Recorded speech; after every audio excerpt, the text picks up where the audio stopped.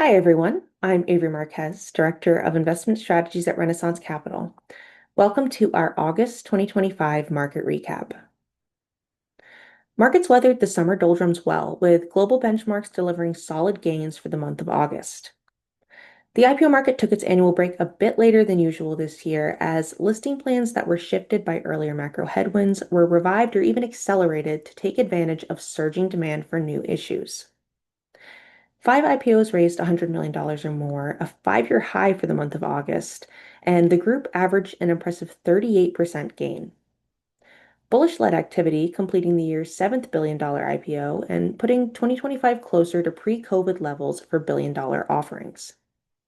Heading into the fall, the IPO market is well positioned for its long-awaited pickup, bolstered by solid market conditions, renewed interest in growth names, and stronger optimism for a near-term rate cut. The Renaissance IPO index jumped 8.1% in August, strongly outpacing the S&P 500, which rose 2%. The IPO index now leads the S&P 500 for the year-to-date period, up 14.4% compared to the S&P 500's 10.8%.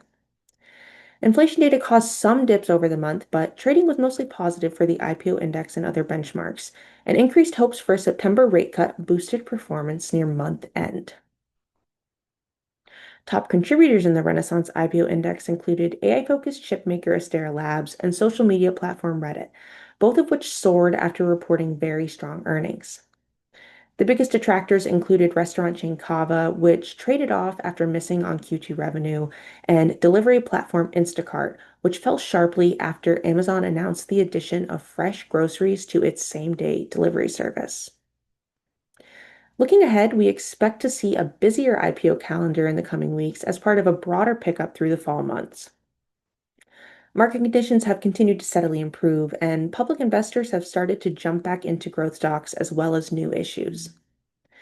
That said, uncertainty remains around trade policy and future tariffs, and while investors ended the month with stronger optimism for a near-term rate cut, markets could take a hit if that fails to materialize. IPO candidates appear to be gearing up in case of the former, though, with a wave of additions to the public pipeline and more movement in the private backlog this past month.